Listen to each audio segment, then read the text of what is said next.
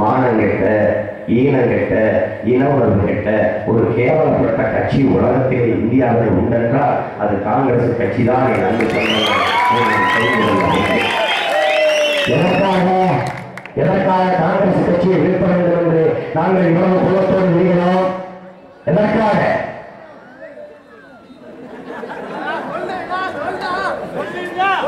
என் அன்பு சொல்றங்களே,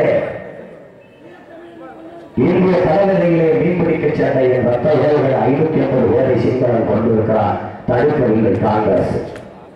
ஈழ மண்ணிலே, எங்கள் தாய் நாட்டிலே, என் அன்னை நிலத்திலே எங்கள் அன்பு உறவுகள், எங்கள் உடன் பிறந்த உறவுகள், இதே ரத்தம் ஓடுகிறது, இதே மொழியில் அவன் பேசுகிறான். என் இனம், என் இனம், என் தாய் தமிழ் உறவுகள் அந்த மண்ணிலே வாழ்ந்தார்கள். மொத்த பேரையும் கொண்டு ஒழித்த கட்சி காங்கிரஸ் கட்சி. என் அன்பு மக்களே, சிங்களன் எங்கள் பிள்ளைகளை கொதிக்க கொதிக்க காட்சிய தாயிலே குப்பரை போட்டு கொலை செய்தார். என் அக்கா தங்கையின் மார்பை அறுத்து நூலிலே கோர்த்து இங்கே தமிழச்சியின் மார்பு கறி கிடைக்கும், வந்து வாங்கி செல்லுங்கள் என்று எழுதினார்.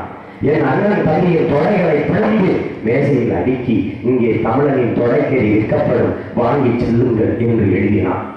என் அன்பு சொந்தங்களே, பள்ளிகளுக்கு, கல்லூரிகளுக்கு, விளைநிலங்களுக்கு சென்று வருகிற நம் அம்மாவையும் அக்காவையும் தங்கையும் நிர்வாகப்படுத்தி கற்பழித்து சாலையிலே மல்லாக்க கிடத்தி திறந்த மார்பிலே கொதிக்க கொதிக்க காட்சிய தாரை குச்சியால் தொட்டு மார்பிலே சீதி சீதி என்ற சிங்கள எழுத்தை எழுதி சிங்களம் சிரித்தான். இத்தனையும் பார்த்த பிறகு என் அன்பு மக்களே, மானமுள்ள தமிழன், நல்ல தாய்க்கும் தகப்பனுக்கும் பிறந்த தமிழன், மரத்தி மாறிலே பால் ஒழிச்ச தமிழ் பிள்ளைகள் நாங்கள் காங்கிரஸ் கட்சியை வீழ்த்த போராடுகிறோம். மாநிலத்தை அதே கட்சியில் வாக்கு கேட்டு வாக்கு பிச்சை பெற்று இருக்கிறார்கள். அன்பு மக்களே, அதனால் தான் சொல்கிறேன், மானமுள்ள தமிழர்களுக்கும் மானங்கட்ட காங்கிரசுக்குமான போட்டிதான் இந்த தேர்தல் போட்டி. எவனாவது அக்காவையும் தங்கையும் கற்பழித்தவனோடு கைகட்டி நின்று கட்சியிலே இருப்பானா? நல்ல தாய் தப்பனுக்கு பிறந்த எவனாவது காங்கிரஸ் கட்சியில் இருப்பானா? யோசிச்சுள்ளார். மானமுள்ள மனிதன் எவனாவது காங்கிரஸ் கட்சியில் இருப்பானா? என் அன்பு சொந்தங்களே, எனக்கு தலைவனாக வர தகுதி உள்ளவன் யார்?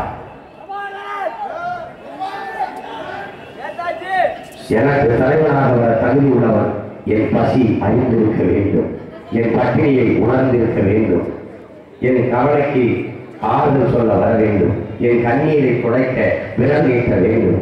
என் அன்பு மக்களே, நான் உழைக்கிற போது என் வேலை வருகிறதே, அந்த வேலை மாற்றத்தில் உகந்தவனாக இருக்க வேண்டும். நான் நடக்கிற போது என் காலடி விட்டு பறக்கிறதே, அந்த புழுதி காற்றை சுவாசித்தவனாக இருக்க வேண்டும். என் மொழி பேசுகிற என் உடன் பிறந்தானாக, என் இனத்தவனாக இருக்க வேண்டும். இத்தனை அருவியும் எங்கள் ஐயா ரங்கசாமிக்கு இருக்கிறது.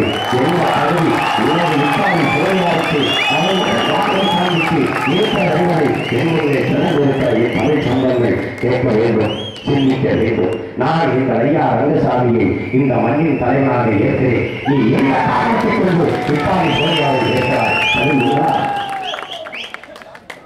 இத்தாலி சோனியா அம்மையாருக்கு எங்கள் மொழி தெரியுமா? எங்கள் வழி தெரியுமா? எங்கள் காயத்தின் ஆழம் தெரியுமா? எங்கள் கவலை துன்பம் துயரம் தெரியுமா? என் முன்னே திறந்திருக்கிற அறிவார்ந்த பெருமக்களை சிந்தியுங்கள். உலகத்திலே அமெரிக்கா நாட்டின் யுனெஸ்கோ நிறுவனம் சொல்லுகிறதை அன்பு சொந்தங்களே, அறிவிலே சிறந்தவர்கள் முன்பு யூதர்களாக இருந்தார்கள். உலகத்திலேயே அறிவில் சிறந்தவர்கள் யூதர்களாக இருந்தார்கள். இப்போது அவர்களையும் முந்திக்கொண்டு தமிழர்கள் போகிறார்கள் என்று சொல்வார். அறிவிலே அனைத்து தேசிய இனங்களையும் முந்திக்கொண்டு முன்னேறுகிற என் தமிழ் சொந்தங்களே, சிந்தித்து பாருங்கள். இந்த இளமை நமக்கு தேவைதானா? எதற்காக காங்கிரஸ் கட்சி நமக்கு நம்ம உழைப்பை சுரண்டி கொழுத்து கொள்ளையடித்து இவர்கள் கும்மாரம் அடித்து வாழ்வதற்கா? எதற்கு 1,76,000 கோடி கொள்ளை கொள்ளை என்று பேசுகிறார்களே இந்த நாட்டில ஒரு காங்கிரஸ் கட்சிக்காரர் அல்லது ஒரு திராவிட முன்னேற்ற கழகத்துக்காரர் எவனாவது வாய் திறந்து அதை பற்றி பேசுகிறானா? எதற்காக திகார் சிறையிலே அருமை சகோதரர் ஐயா ராஜா அவர்கள் அடைக்கப்பட்டிருக்கிறார்கள் என்பதற்கு பதில் உண்டா? என் அறிவார்ந்த பெருமக்கள், உங்கள் தெருக்களில் கை சின்னத்திற்கு வாக்கு கேட்டு உலகத்தின் தலை சிறந்த தலைவர் ஐயா நாராயணசாமி வரும்போது இந்த கேள்வியை நீங்கள் எழுப்புங்கள்.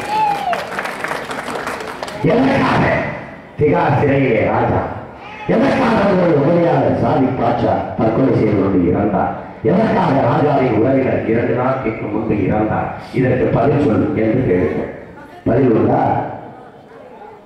ஒரு வார்த்தை சொல்லுவாரா? உன் கட்சிக்காரர் லட்சம் ஆண்டது இந்த ஒரு பட்டியல் 102 பகுதி அறிவிங்க வைத்தியக்காரர்கள் 100 என்ன வேலை செஞ்சு பண்ணி பாருங்க. ஒவ்வொருத்தரும் தீண்ட தீனிய பாருங்க. ஒருத்தர் மொத்த பணம் 10,04,000 ரூபாய்க்கு தீர்ந்துருக்காங்க. எப்போது? 9 மாசத்துக்கு. ஒரு வேலையை நீங்க செய்யலங்க, உட்கார்ந்து தின்னுட்டே இருக்காங்க. வடை, மிச்சர், முறுக்கு, கேக்கு, சிப்ஸ். ஏன்னா மனுஷங்களா எளியா பண்ணியாடா தூங்கிட்டே நீங்க. அடுத்து பாருங்க, தொழிலாளர் ஐயா கந்தசாமி என்ன பண்ணிட்டார்? அவர் தீனிய பாருங்க 9,47,000 ரூபாய் 9 மாசத்துல இருந்தது ரோடு தீனி.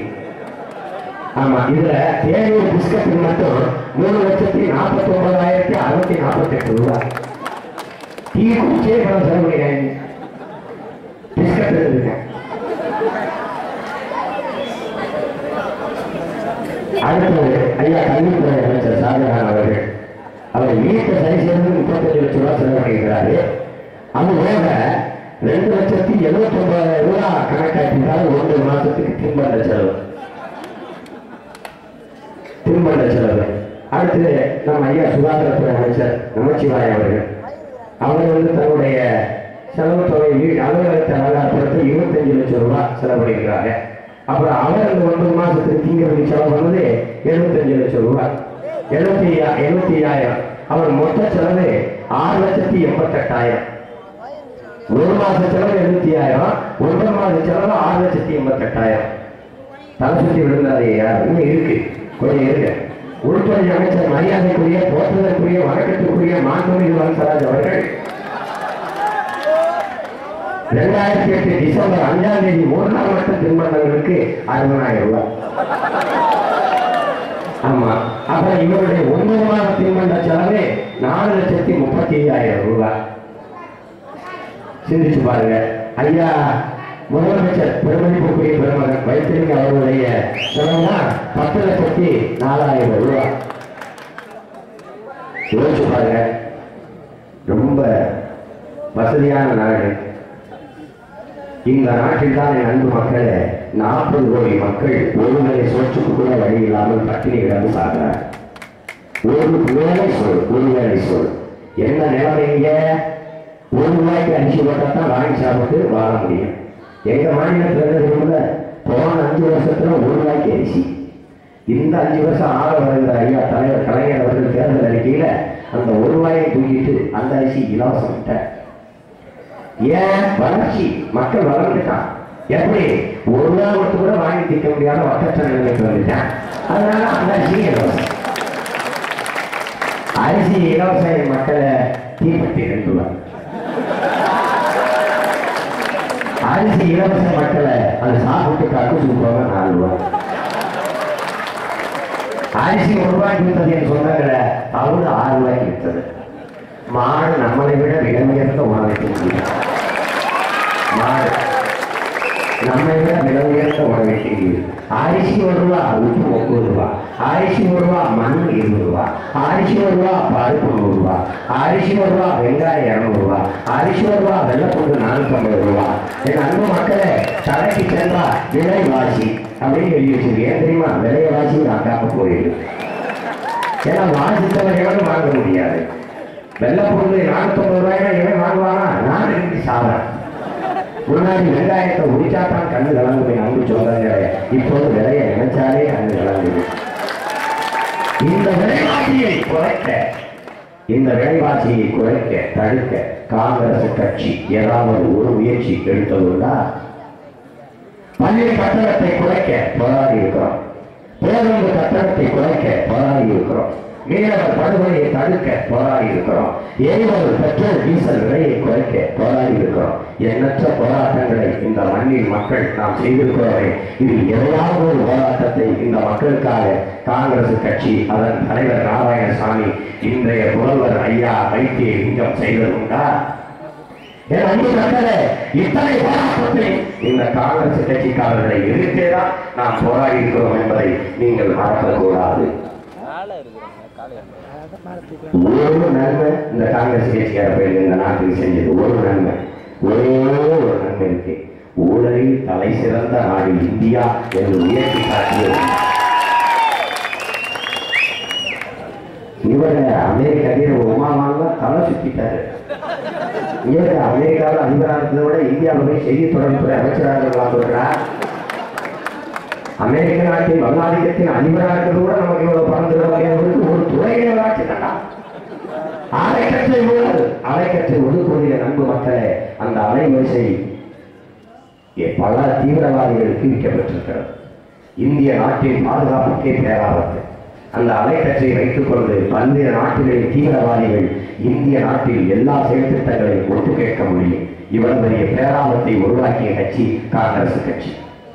என்னை எதற்காக 5 மாதம் சிறைப்படுத்தினார்கள் தெரியுமா என் மக்களே? இந்திய மீனவர்களை வேணாம், அதை ஒருபோதும் நம்ம இந்திய மீனவனே சொல்வதில்லை. தமிழ் மீனவர்களை, நம் உடன் பிறந்தவர்களை சிங்களர்கள் கடலில் சுட்டு வீழ்த்துகிற போது அந்த சிங்கள ராணுவத்துக்குள் நின்று சீனன் சொல்லுகிறான். அன்பு மக்களே, இதை சொல்லுவாங்கி அடிவாங்கி வந்த என் தம்பிகள் சொன்னதால் நான் உறுதியோடு பேசினேன். சீனன் நின்று அந்த ராணுவத்துக்குள் எங்களை அடிக்கிறான், தடுங்கள் தடுங்கள் என்று. இவர்கள் சொல்கிறார்கள் தேவையில்லாத மக்களை சீமான் அச்சப்படுத்துகிறார் என்று. நன்கு மக்களே, அவன் அடிக்கிற போது சீனன் என்ன சொல்லி அடிக்கிறான் தெரியுமா? தமிழியன்ஸ் என்று சொல்லி அடிக்கிறான். பக்கத்திலே இருக்கிற சிங்களன் என்ன சொன்னான் தெரியுமா? என் அன்பு சொன்னாங்களே, no no they are all Pravakar relations என்று சொன்னான். தமிழர்கள் எல்லோரும் பிரபாகரன் உறவுக்காரர்கள் என்று சீனனுக்கு அறிமுகம் செய்கிறாரே ஒழிய இவர்கள் எல்லோரும் சோனியா காந்தி சொந்தக்காரர்கள், நாராயணசாமி கூட பிறந்தவர்கள், கருணாநிதி சிறப்பா மக்கள் உயர்த்தா மக்கள் என்று எவரும் சொல்லவில்லை. பிரபாகரன் உறவினர்கள் எழுதுகிறார்.